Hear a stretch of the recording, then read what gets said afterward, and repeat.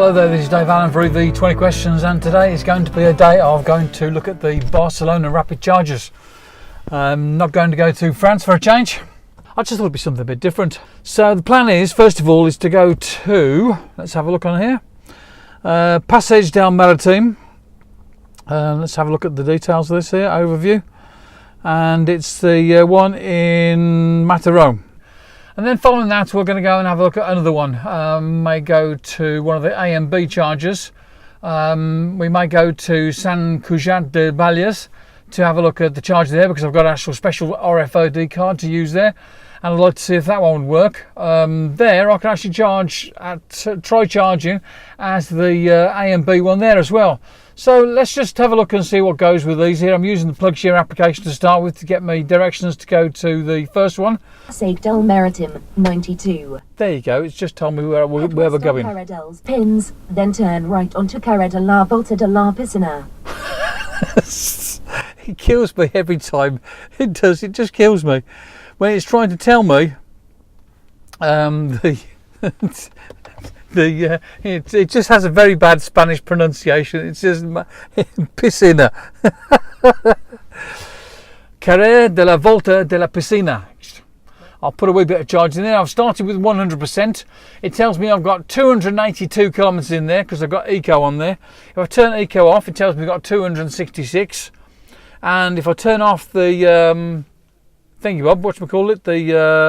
climatisation, it tells me I've got 276. There's 10 kilometre difference with the climate control off.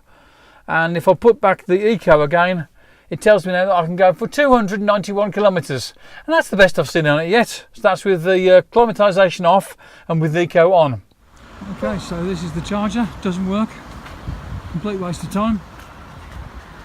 And as you can see, these buttons don't work. There's nothing in the screen there, and it's a complete waste of time. I want to go try somewhere else. And this is what I've done so far. We've got 67 kilometres done, 75% range left, 210 kilometres available. All looking pretty good, really, you know.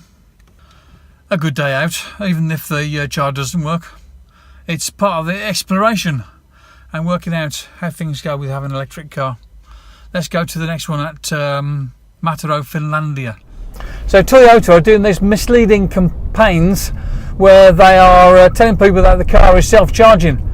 And it doesn't self-charge at all. You have to put petrol into it to charge the thing. There's no plug, so you can't charge it from a plug socket. And the only way of making it move forward is by putting petrol into it. And I think people are going to be a bit disappointed when they find out, after doing more research, hopefully before they buy the car, that it's just not going to work for them. The thing is not self-charging. It is not some sort of perpetual motion machine. Yeah. Toyota are being a bit sort of disingenuous. There's lies, damn lies, and then there's advertising. Carretera, Finlandia, where are you? Where is the charger? There is a right turn ahead. Let's try this one and see if it's this one. Arrive at Carrer Finlandia 1. Arrived. And do you know what? We're iced. Okay, so that's the charger over there.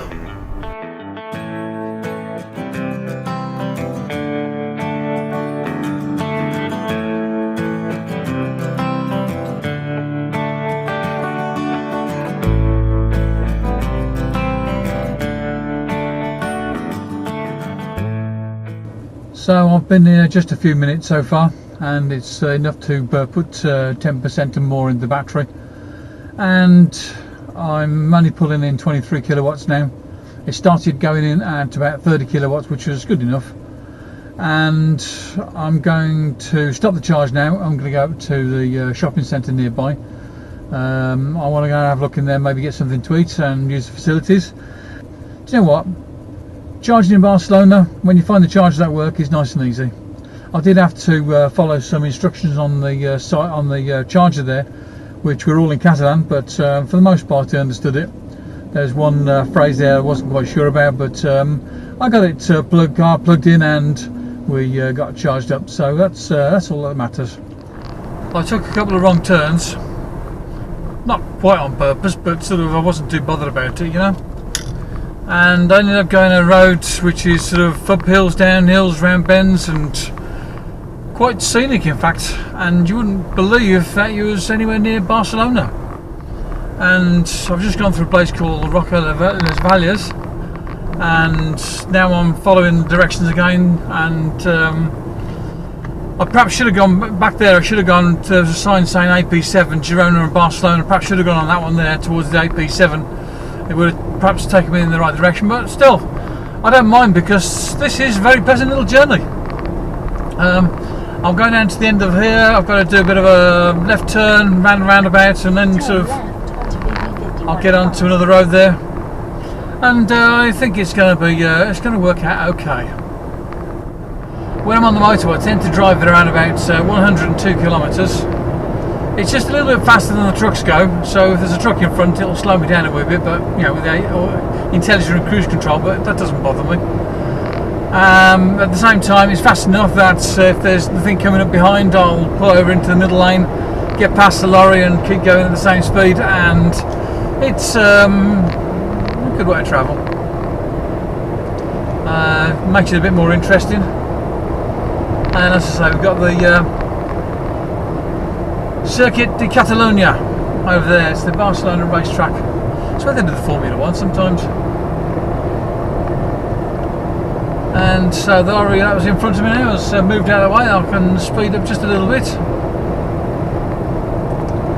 And we're en route to San Cugat del Valles. Although I'm behind the car, yet another one today that's pumping out filthy smoke at the back of it. And it's very disappointing when you see cars like that on the road. They should have been tested and had their exhausts poked and prodded. And I really should be, I've already got it on to recirculate within the car, so I'm not going to be breathing in the fumes from outside. That's good. And there's a bit of an accident on the other side. There's fire engines there and bloody great big tailback, so when I'm coming back I'm going to have to find a different way back. I'll have to do what I can to avoid that. That's some tailback. Mind you, with the tailback, and if the traffic's moving slowly, it doesn't really matter too much with this because of the stop and starting taken care of by the intelligent cruise control and pro pilot assist. But in any case, I'll still try and avoid it. Okay, so there's the charger that we're going to charge at, hopefully. I've got the app, and let's see if it'll work for me. I've arrived here with 64% in the battery, and I'm happy, everything's good. The place was not iced, it wasn't even held by other people using the charger or anything else. I should be able to just get in there and get some charge in the car, so let's go and get sorted.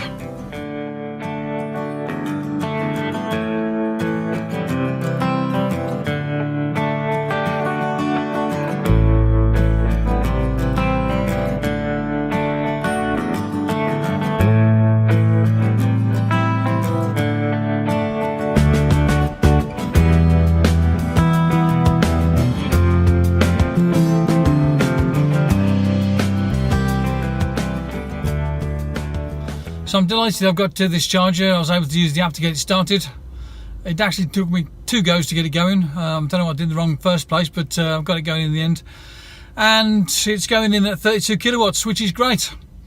I came here, I got 63%, and it's going in nice and quickly, and it's up to 67% already. It'll slow down as it gets a bit further. It's going to take 5 minutes to get to 75%. It says it'll take 56 minutes to get to 100%, but I won't stay here that long. What I'll do is I'll leave it while I go into the shopping centre across the road there, and when I've finished over there I'll get back in the car and we'll head to the other charger in the town, and I'll see if I can use that one there just to see if I can use the card and get it connected and get activated with the card. And then after that I'll go home because I think I'm done. And I've just charged up using one of the A and B chargers, and I'm delighted. Last time I tried to do that, it didn't work for me, so this time it worked using the application, and I was able to get it done on the second go. Excellent. Thumbs up. Now, next thing I want to do is I'm just going to drive home because I've tried 3 different chargers today. First one didn't work. It was just dead. Nothing happened with it at all. It was dead as a doornail. The second one worked for me fine. I put a bit of charge in, maybe 16%, just because I was trying it out. Then this one is the AMB one. I stayed here longer than I intended. I was only going to stay here just a short while, but I wanted to have something to eat, so I filled it up more than I was planning to.